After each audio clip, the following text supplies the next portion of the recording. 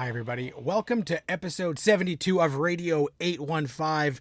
I am Matt Crandall, your co-host, here as always with my co-host Marcelo Inostroza as we continue to take a look at the works of writer, director, producer J.J. Abrams and his extended Bad Robot universe. We have been doing a Lost rewatch. I keep saying we're in the home stretch, but oh boy, are we actually in the home stretch. Today we're going to be talking about episode 615 and 616. Next week will be our last Lost episode. So as we kick this off, it is episode 15, Across the Sea, written by Carlton and Damon, that finally gives us the backstory of two mysterious figures. Marcelo, would you ever want to give birth on the island? And why the hell is CJ Craig murdering people who she just met? First of all, I would never want to give birth on this island. And secondly, when I saw the woman who sired Jacob and the Men in Black, I was like, holy shit, that's CJ Craig. What the hell is she doing here? I found this episode to be very, very interesting, but in the back of my mind, I said to myself, okay, if you wanted to tell this story, what you could have done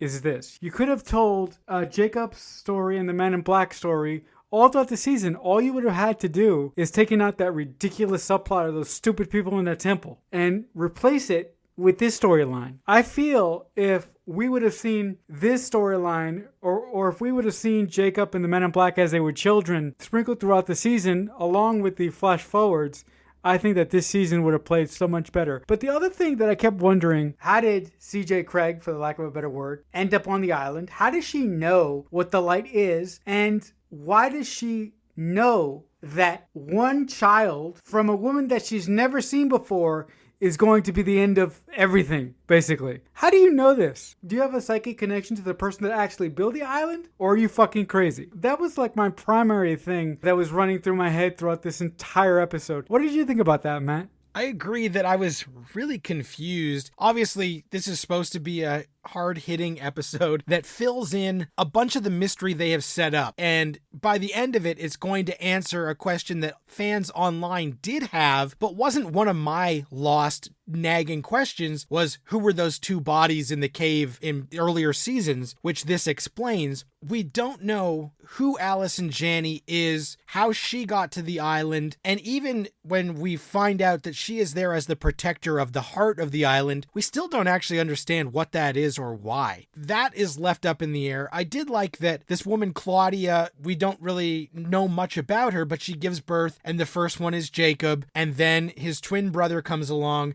Jacob is wrapped in a light color blanket. The twin gets a dark color blanket, which again is going towards Lost had that tie-in book, Bad Twin. So this is, if you've read that, then immediately you're saying, oh, Men in Black and Jacob are twins. Bad twin, one of them's bad. But what's curious to me is CJ, I'm just going to call her CJ because it's easier.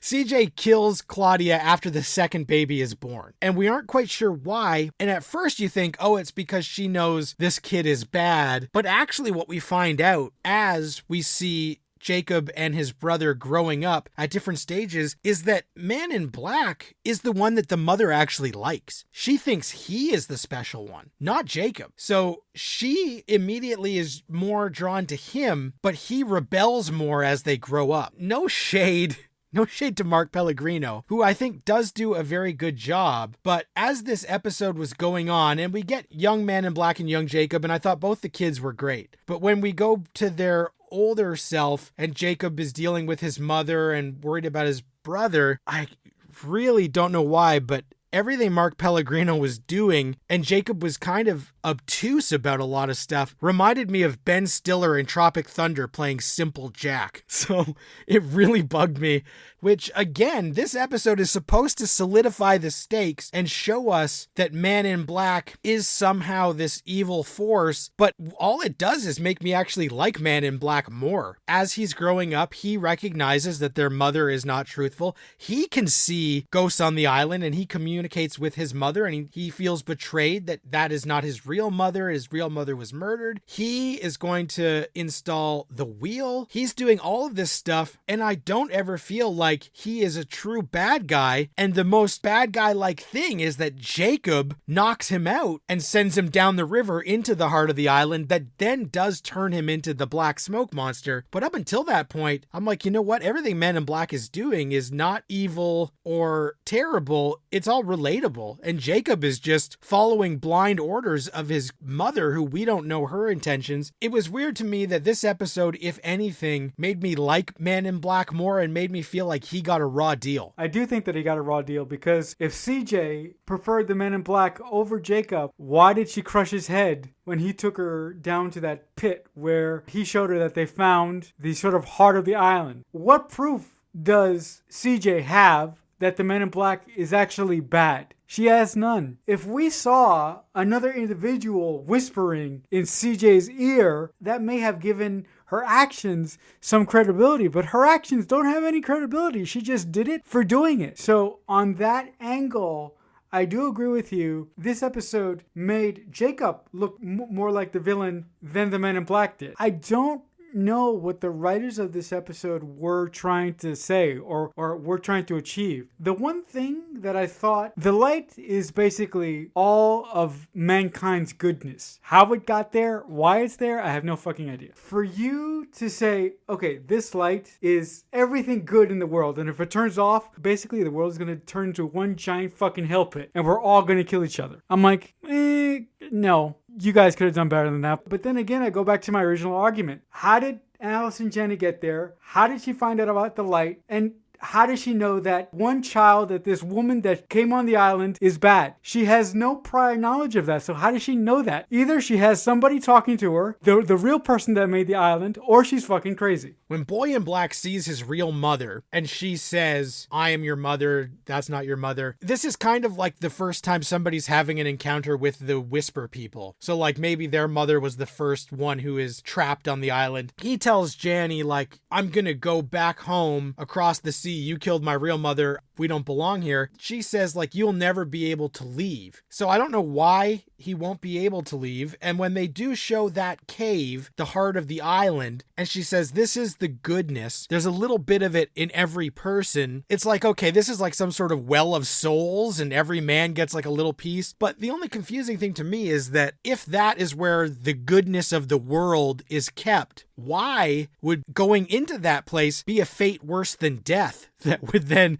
turn you into a black smoke monster? Wouldn't it make more sense if you went in there that somehow it wouldn't corrupt you? It would be the opposite. Because if that's all the goodness passing through it, why would that strip you of any humanity? I just don't understand that concept fully. And obviously we are only spending 40 minutes in this catch up that we can't fully understand it. I found that a little bit odd that there wasn't some sort of yin yang thing where like this is the heart of the island with the glowing light, and that if there was some other spot that was like the darkness of the island, if that was where Man in Black had gone after he got knocked out and that is how he turned evil, it would make more sense. But it's just weird to me that you pass through all of the goodness and it turns you bad. They could have made the well the opposite of the light on the island. But you went down an angle that I didn't consider. Why in the hell going in towards the light make you into a bad person? Does the light know what kind of person is going in there? Does the light, when you go in there, if you're a bad person, does that light, sort of take away any goodness that you have left in you and just make you into a bad person out of spite?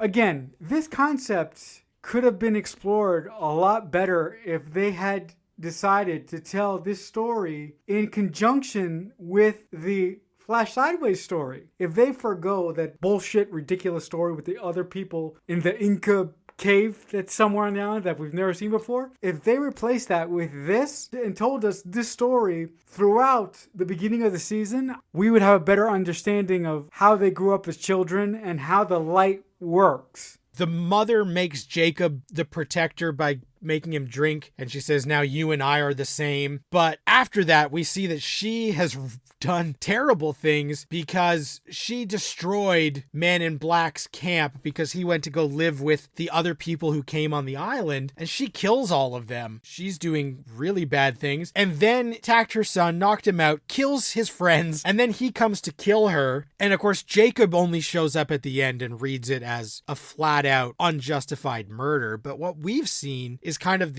we understand why he's doing this, and it makes sense because the mother has done terrible things. But I did love that when he does kill her, she says thank you, and I just thought that was so curious. A weird moment. The whole smoke monster thing happens, and then now that the brother is the smoke monster, Jacob does take his actual body back and puts it beside his mother, and those are the two bodies that were in the cave. And we cut back to those scenes from season 1 or season 2 and get that definitive answer and the clip of Locke saying this is our very own Adam and Eve. And again, they had the white and the black rocks, and we see Man in Black and Jacob playing their game together, which is all thematic and visual stuff that has been throughout all of Lost. But I feel like this was on the list of things I needed answered. Who the bodies were, what the stones mean, was way down on the list. The explanation of who Jacob is not as satisfying as I would want it to be, or as definitive, because the heart of the island and what that is and how it functions is so vague. This is a functional episode that makes me care a bit more about both Jacob and Man in Black, but still is so ambiguous that I'm a little bit iffy on it.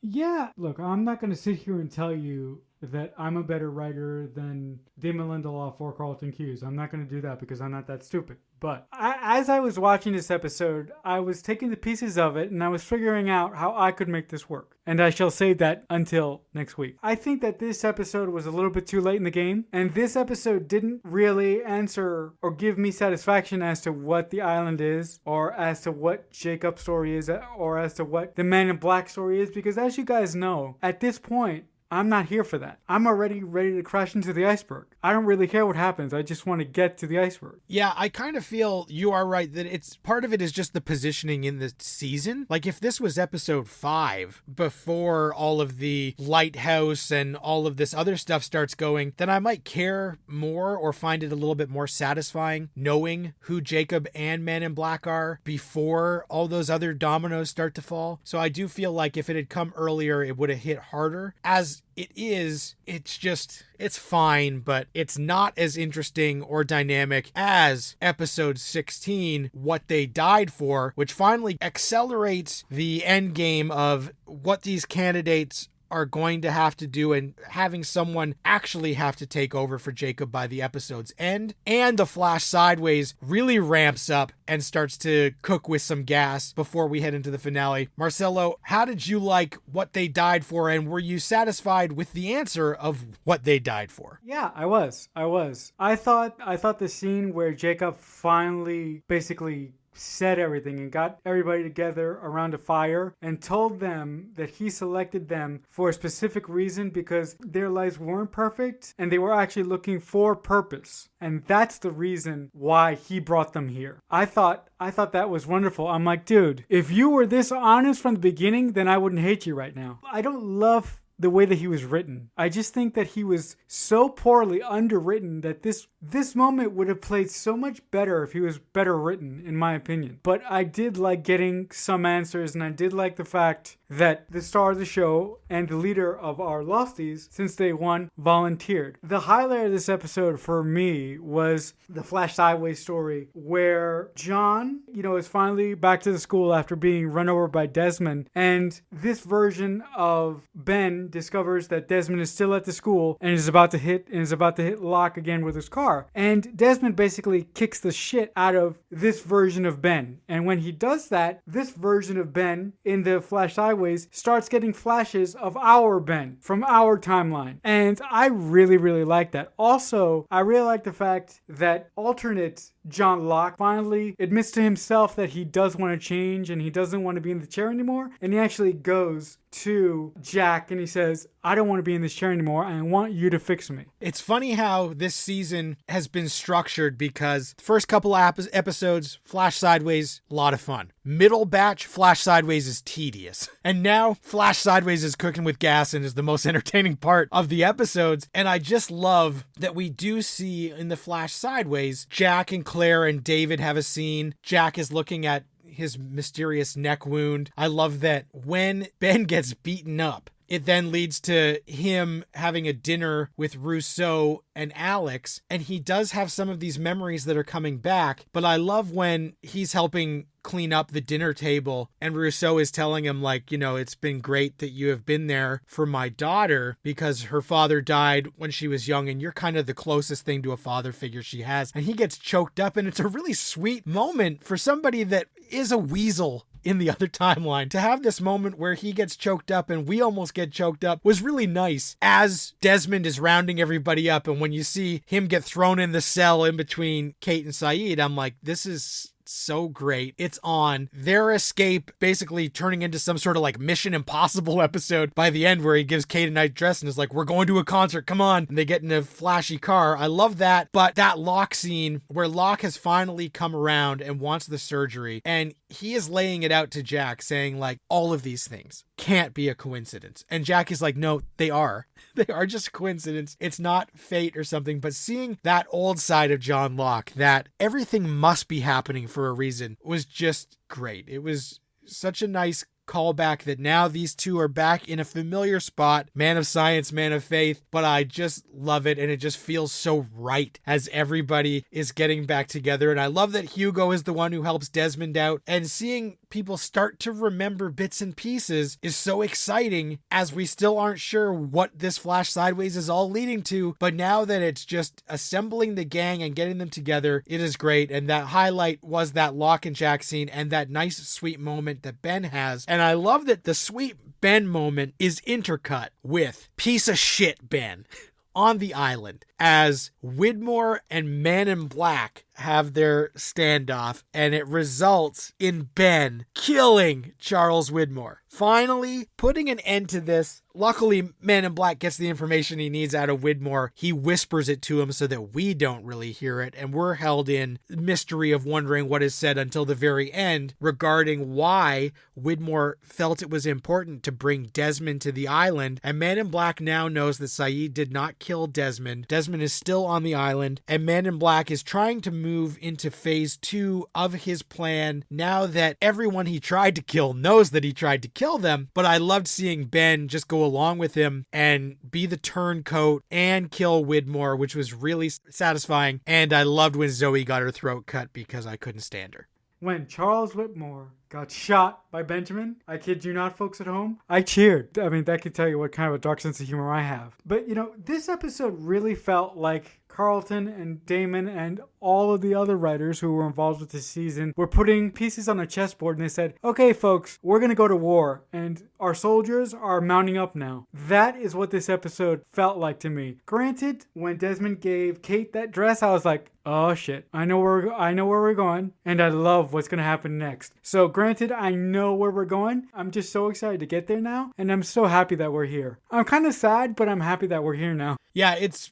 been a long journey to get here, and seeing that the on-island stuff especially feels like we're laying it all out because we only have 2 hours to go really is thrilling. And I love seeing Smoke Monster attack Richard, and then when Jacob does come back, after we see young Jacob steal the ashes from Hurley, older Jacob is there and says to Hurley, like, it's time to stop screwing around. We're getting down to business. By the time this fire goes out, somebody has to have succeeded me. And then when he shows up and Hurley thinks that he's the only one who can see him at first, and then Jack and Kate and Sir are like, no, we fucking see this guy.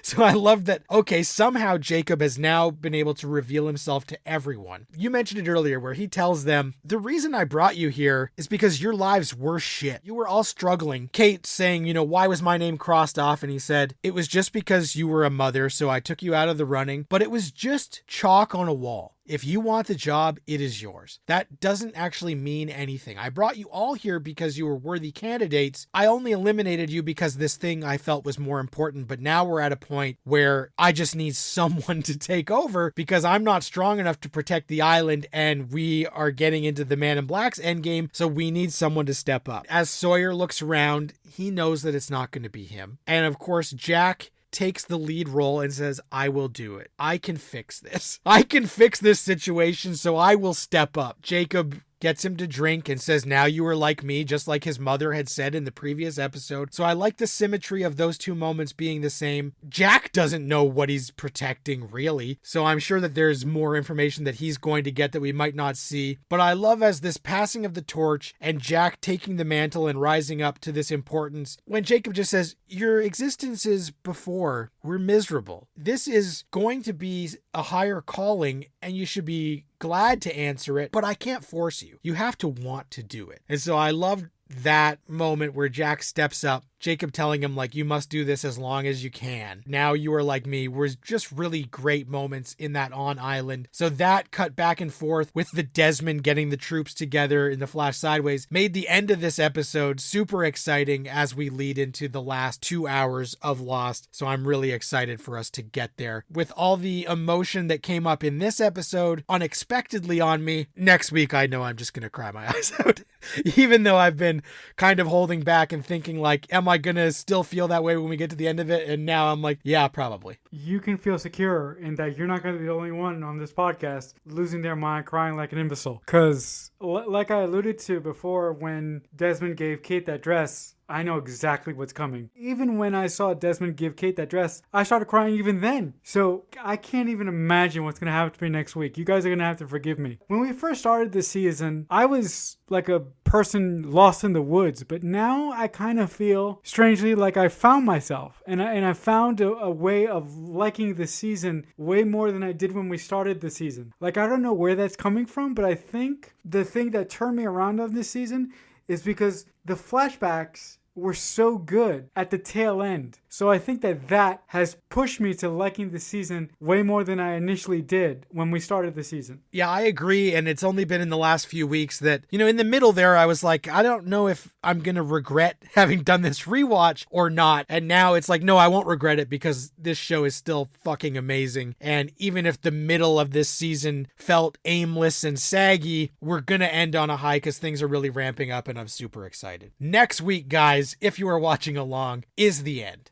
It is the end not only of Lost, but of our rewatch, and I'm sure that will be an epic conversation as we take a look at that 2-hour finale. Thank you very much for listening. We appreciate each and every one of you. Like, rate, follow, subscribe, do anything you can to let people know about the show if they are into Lost, and if they're not, we got other stuff coming up shortly after we wrap this, so if you have any friends who love any of the J.J. Abrams, Bad Robot kind of stuff, give them a heads up. If you want to reach out to us on Twitter at JJUniverse815 or tweet using the hashtag Radio815. I am on Twitter at Matt Crandall. Marcelo, Twitter's a good spot. Where can the people reach you? I'm at CreekFanatic88. So until next time, thanks so much for listening. Radio 815, over and out. Radio 815 is a Balloonhead Productions presentation in association with Killer Newt Productions.